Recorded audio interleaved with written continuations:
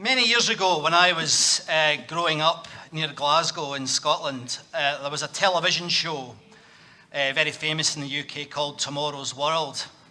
And it used to make predictions about where we were going. And one of the predictions they made was that in 2020, I'd be going to work like that. So unless you know something that I don't know, I think this is very unlikely. But what it does teach you is that it's actually quite embarrassing to predict the future. And I do not see myself as a futurist. However, I am going to have a think about it with you, about the things I think could happen and could help to improve the employee experience. Does that make sense? Yeah?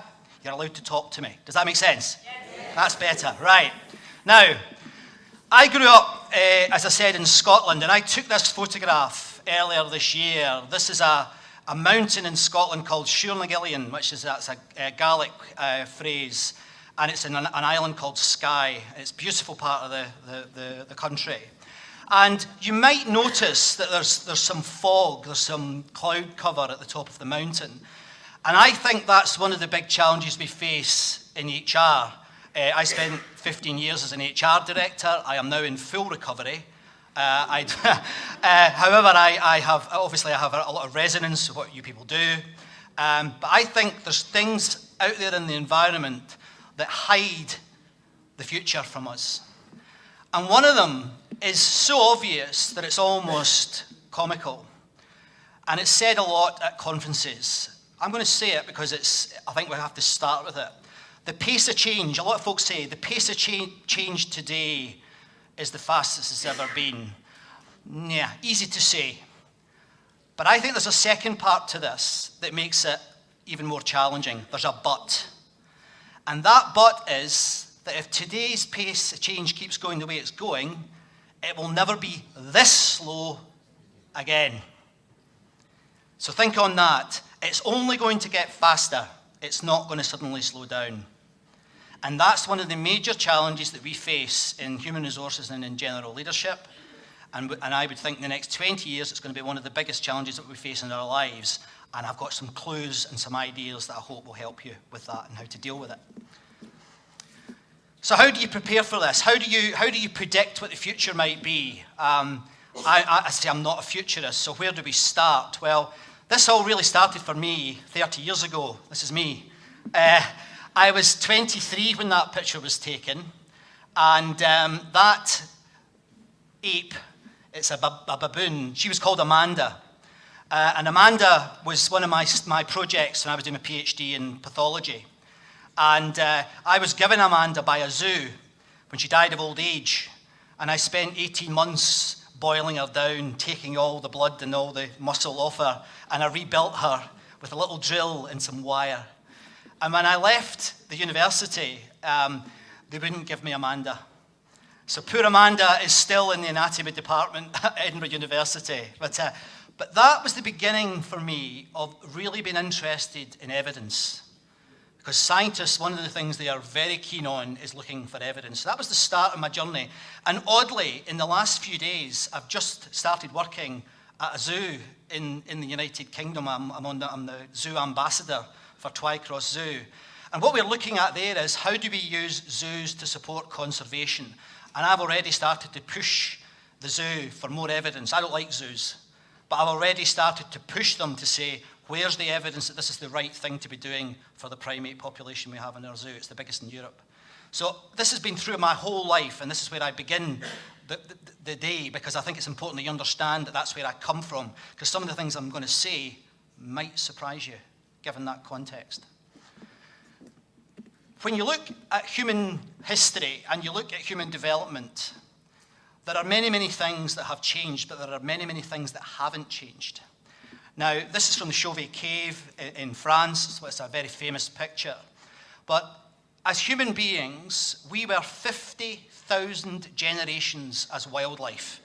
So you were running around naked, being chased by tigers or whatever, for 50,000 generations. Can you guess how many generations we've been, arrogantly, modern people? Can you guess how many generations it is? Say again? 500. It's a bit more than that. Thank you for playing. We've been modern humans for 500 generations. So we were wildlife for 50,000 generations, and we've been modern humans for 500 generations. A generation is about 25 to 30 years. Do the maths, it works.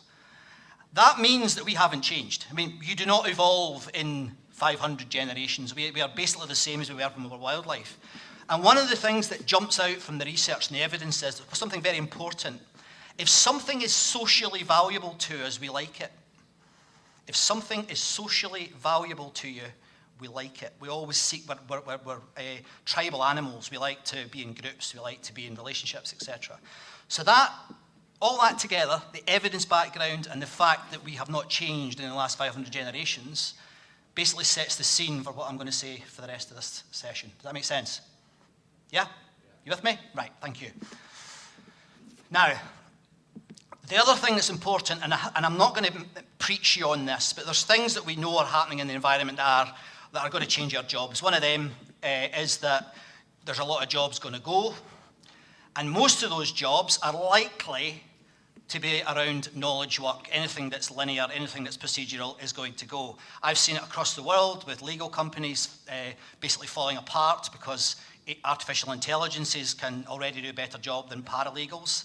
So that world is changing, and I see no reason why it wouldn't continue to change. And again, yeah, that makes sense. But I'd like us to take it to a different level. And I'm going to do that by a bit of fun, first of all. I'm going to ask you to do something for me, just to get you warmed up. Because you know what they call this slot after lunch in the speaking world? They call it the graveyard shift. So I want you to wake up. What I'd like you to do is turn to the person or the persons next to you. It doesn't matter if it's 2 or 3 of you. And I want you to think about your life at work. And I want you to compare that to a movie. What movie represents your life at work today? Go. Come on.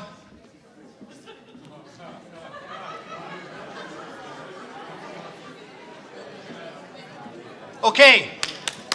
Thank you. Give us an example. Give me an example, sir. Forrest Gump. Right, very good. Yes. Braveheart. Freedom. Yeah, very good. Your one. The Fast and the Furious.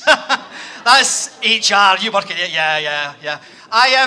Now that exercise may seem trivial, but you know what? I've been working with artificial intelligences for the last 15 years. And artificial intelligences do not ask what I call beautiful questions. That's a beautiful question. And I was speaking at Barclays, you know, the bank, a couple of weeks ago. And there was 150 15-year-olds in the room. Can you imagine that? And I asked them to do that exercise. And so I probably got a bit emotional because it was quite an emotional experience. You wouldn't believe what happened. There was one girl was with her friend. And I walked up to them and I said, how are you doing? What's your film? And she looked at me right in the eye and she said, oh, my film's Shrek. And I was like, oh. The reason I went, oh, was this girl was that shape. She said, I look like Shrek. Exactly. But this is the magic, and this is where the employee experience comes in. Her friend was a little girl, 15-year-old little girl, very small girl.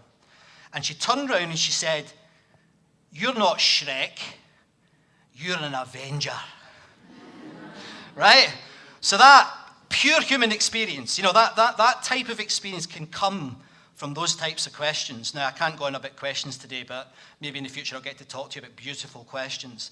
There's a poet called Rilke that I'm very fond of. If you've never heard of Rilke, he said, you should love the questions, and that was one of the questions that I love. My favourite film for today, yeah, Terminator. And it's one of these images that you get about artificial intelligence. And again, if any of you work in AI, you know it's nothing like that. I mean, we're decades away from this sort of nonsense.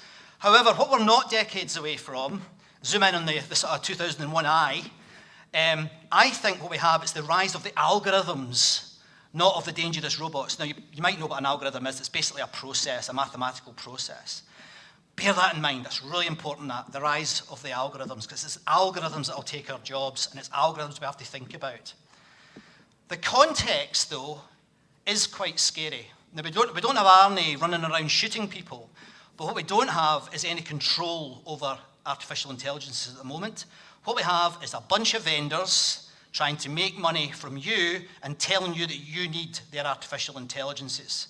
That's bollocks, right? We need to change that relationship. We need governments and we need individuals to start taking control of this, or it's not going to go well. Yeah, it is not going to go well. There's not a government in the world at the moment is legislating for AI in terms of ethics and morality.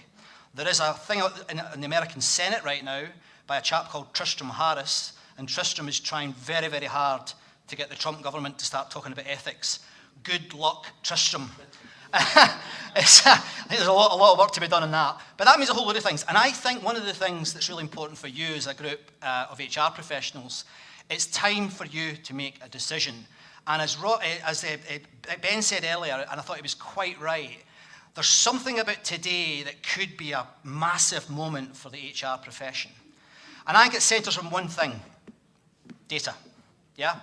We have more data now than we've ever had, and I'll come back to that in a sec. But there's something about a relationship with data that I think could be a huge opportunity, but it might not be what you think it is. There's this quite famous saying that, and I've believed this since I was in the laboratories cutting up dead bodies, that if you don't have data, you're just another person with an opinion. Yeah? So if you don't have data, you're just another person with an opinion. So I've thought about that for years, and in the last couple of years, we've created more data than we have in the rest of human history. So it's fascinating, isn't it? There's just data everywhere. But that has brought some challenges. And I think that the best metaphor I've seen about this was an academic in America taught me this, that data is a bit like oil. Used to be, it's a bit like oil, and that oil is everything behind the digital workplace. But I've worked in the oil industry, and I know that when you pull oil out of the ground, it's crude. It's a mess. It needs to be purified, it needs to be cleaned, it needs to be made into its constituent parts. And many, many companies don't understand that. And the best example was recently with Amazon. I don't know if you've heard the story.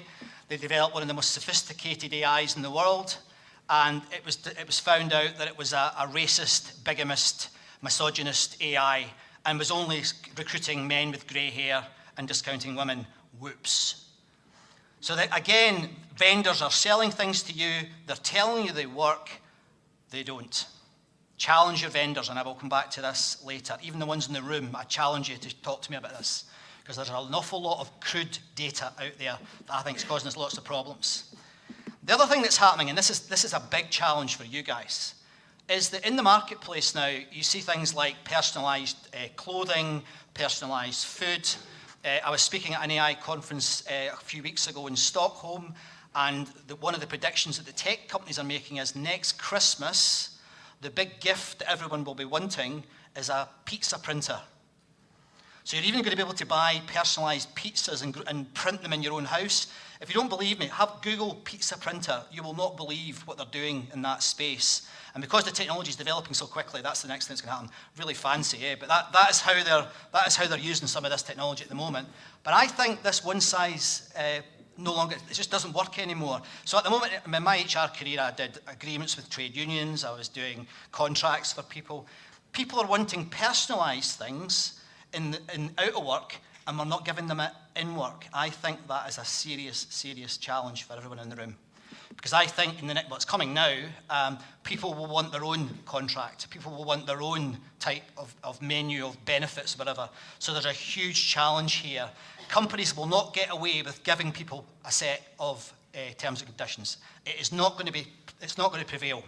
I think it's one of the sure things I think I would put my mortgage on, and yours, that this is going to change. So this is what the first really big thing for HR, I think. But that links to something else. And again, this might hurt some of you. I think we're coming very close to the end of best practice. I think it's very, very close. Because, okay, if I'm buying a payroll system, I might use best practice. Would I do that for a performance management system? No, I would not. And I know some of you probably sell best practice in performance management, but I think this is under great threat. I don't think employees are going to accept it anymore, and I would caution you against best practice. I really would caution you against it. Have you ever felt like that? You ever felt like that? This was done with me and a friend. We were working with Amazon, and this is how the staff feel at Amazon. These wee guys up the top here, these are the devils that turn the screw with data. And this is where I'm going to change my angle on this a little bit that you might not have expected, because I think data is part of the problem moving forward. It's not only important, it's part of the problem. I think many of us are now suffering from digital fatigue. Just about had enough of it. I did a TEDx talk on this about a month ago, and to try and explain that to the audience, which was a young audience, again, I sat with my artist friends, and I thought, what do we do with this? And I remember, do you know who this guy is? Warren Buffett, amazing character, and a real interesting man. And I had the pleasure of sharing a stage with Warren in Vegas last year. And one of the questions was, it was a brilliant question. Someone said from the audience, it wasn't me unfortunately, but someone said, what's the biggest challenge in business today, Warren? And in his usual American drawl, he said, just like that, he said, it's people checking people, checking people, checking people. We run our organizations by checking our own people rather than thinking about the experience they're having. And that took me to a place, and that place was thinking about, what do we do at work that's helping or hurting people? And I think there's a toxin in our organizations. Some of you will have worked it out already. This toxin is everywhere, and this toxin is crippling organizations. And this toxin is KPIs. The world has gone KPI bananas. And you need to measure. Remember, I'm a scientist. I like data. But companies are now, they've lost sight of it and they've gone too far. And what happens with KPIs is that you strangle your organization, you strangle your people. And I think it's a huge mistake, an absolute huge mistake. I'm working with some major retailers across Europe at the moment to try and get them to basically bin their KPIs and start again. Start again and measure things that need measuring, not just measuring things because the vendor gives you a nice bit of kit that will measure things for you. It's a real threat to the future because you will not create a workplace of the future if you keep going down the KPI route. Measurement is not everything. Do you love your mum? Prove it. Not easy to prove, but you know it's true. So a lot of the things that we need to think about now as HR professionals cannot be measured. Welcome back to the 1970s. We're almost going back the way to go forward, back to the future. I think we'll need to do that, but I'll give you some clues on what I think we can do there. I call my approach radical simplicity. There's a company that I work with in the UK. It's a shoe retailer. They're one of the biggest in the UK. And the chief executive there epitomizes this. And I was having a drink with them recently. And I said, company values. I'm a bit uncomfortable with values sometimes. I think they're a bit boring. But I said to him, how do you run your company? He said, dead easy. I tell my people they have to look the part. Interesting discussion on uniforms earlier. You have to look the part and put the money in the till. That's it. And he trusts them. That's how he runs his whole company. Took out all the SAP tills and bought 4,000 Victorian tills to demonstrate to his people that he trusted them. And it's flying that organisation. That organisation has got more ex-cons in it, criminals, than any other company in the world. And his attrition rate, wait for it, 2%. Because he trusts them. And they like it. They love working there. So think about radical simplicity. And to help with that, I was thinking about it. I thought, well, what can I'm going to give you a key performance indicator. But this is a good one. It's so good that I call this the golden KPI. And this is not just for work. This is for your personal life. So I expect to see some things in your fridges at home measuring this. This KPI is critical to you because it reflects everything that's important in your life. Everything. And that everything is time well spent. So if you're not doing something that is good time, use of your time, don't do it. Do you know how many days we live for on average? Have a guess. Somebody get the calculator out. Like, it's 28,000 days. 28,000 days. You sleep for half of that, 14,000 days. After you take out shopping, you take out cleaning, gardening, hopefully making love occasionally, etc., etc. Do you know what you're left with for your whole life?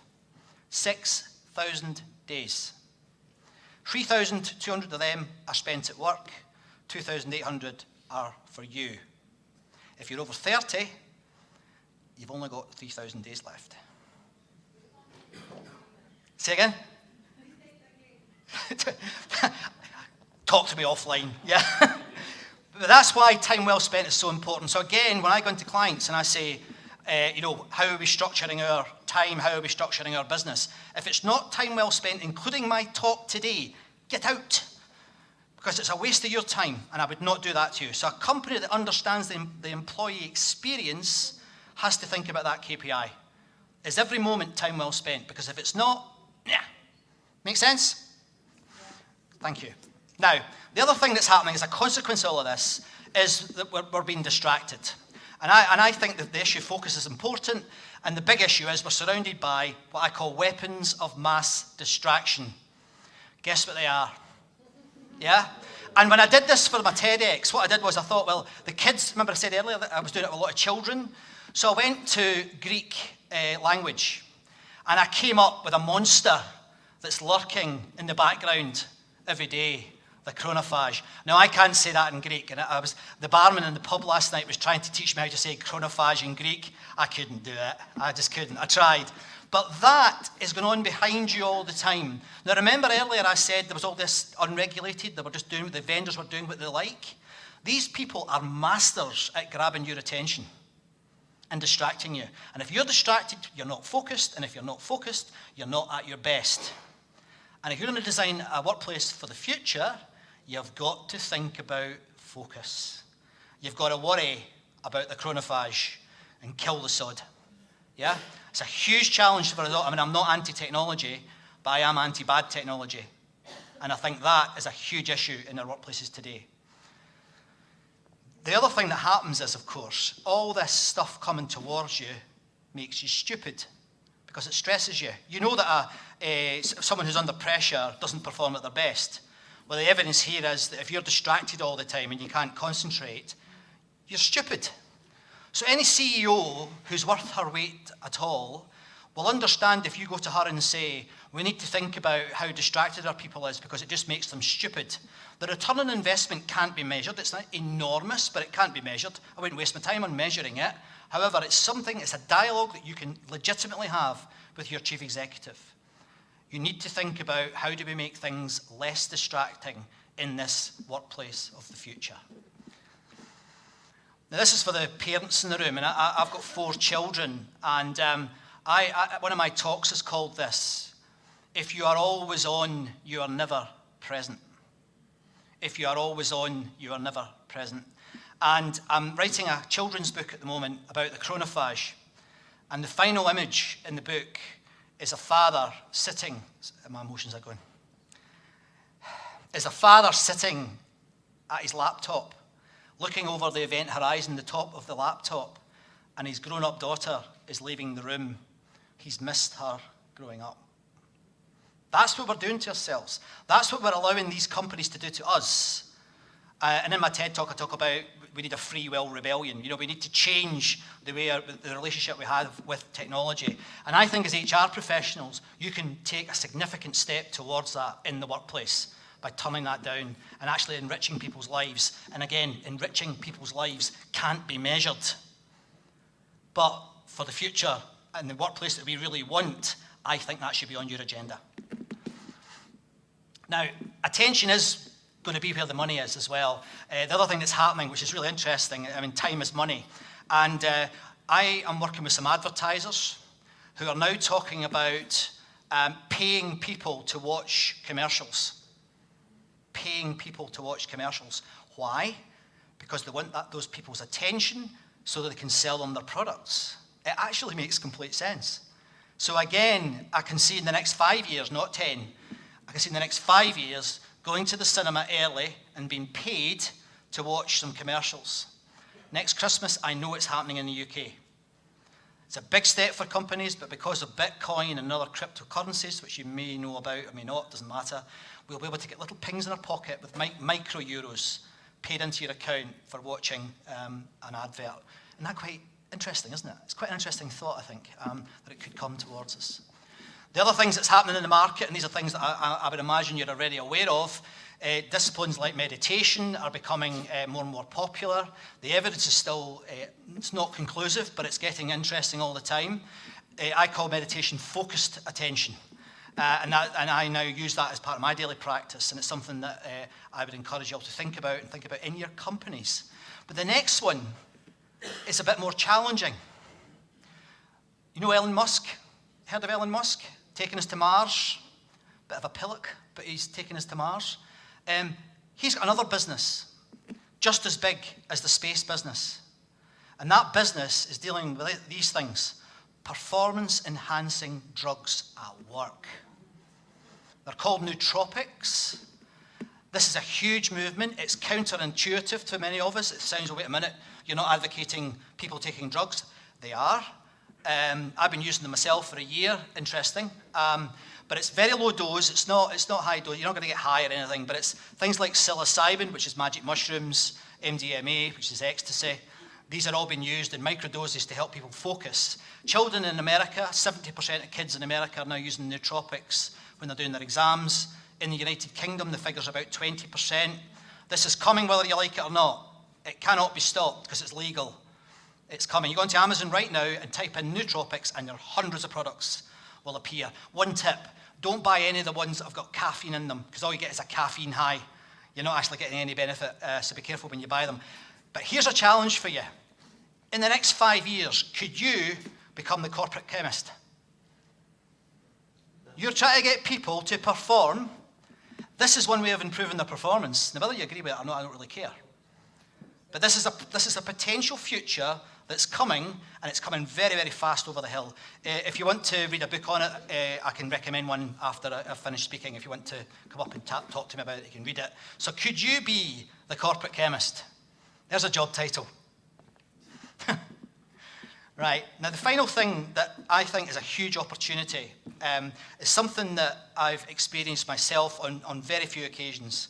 I was speaking in Stockholm the other day, and I went to the Nobel Science Prize Museum. And there was some research done there by a chap called Russell, who looked at the success of Nobel Science Prize winners over the last 100 years. And there was a theme, but rather than tell you the theme directly, I'm going to do it indirectly. I'm going to tell you a final story. We're living in India, and we're living in a village. And this is a very odd village, because everyone in the village is blind. And one day, something walks into the village. And the kids go running to the elders. They're all men, of course. They go running to the elders and they say, there's something in the village, there's something in the village. Now remember, they're all blind. So 4 of the elders come out to try and find out what this is that's walked into the village. The first one starts at the business end and grabs hold of the tail and is like, what's that? It's long, it's got a furry bit, it's a brush. The second one goes to the leg and he puts his arms around it and he goes, it's hard, it's tall, it's a tree. The third one, you can see where this is going now, can't you? The third one reaches up and feels this massive wall-like thing. It's a wall. And then the fourth one goes to this bit here and says, oh, it's made of ceramic, and it's sharp, it's a spear. That, in organizations, could change your organization fundamentally if you understand that. I'll explain it in a minute. First time I did a TEDx, I've done a few of these now, was in Warwick in the UK. And I had the experience that changed my life. The talk was okay, but after it, there was a dinner. And I was sat there getting feedback from a sex therapist, from an opera singer, from a nanobot expert, from a prison guard from California, from an AI expert, from a biologist, telling me about my talk. And I realized then that I'd never really quite understood that parable. I thought multidisciplinary thinking was about involving marketing, HR, and finance. No, it's not. Real multidisciplinary thinking is about introducing something into your organization that, again, can't be measured. And that thing, I'm not even sure this is a word, and that thing is interestingness. Because people say to me, people don't concentrate for any more than 15 minutes. People can't do X, can't do Y. If someone is interesting, you'll watch them for hours.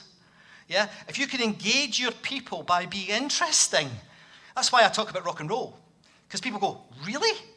Because it's just another part of my life that I bring into the workplace. And you know what? People love it. So becoming a storyteller, telling them how interesting you are is a key point. And don't say to me, I've got no stories. I've got nothing interesting in my life. Oh, yes, you have. But you have to become an archaeologist of your own life to get interesting. I was telling someone earlier, they asked me how I did my speeches. I've done over 100 this year.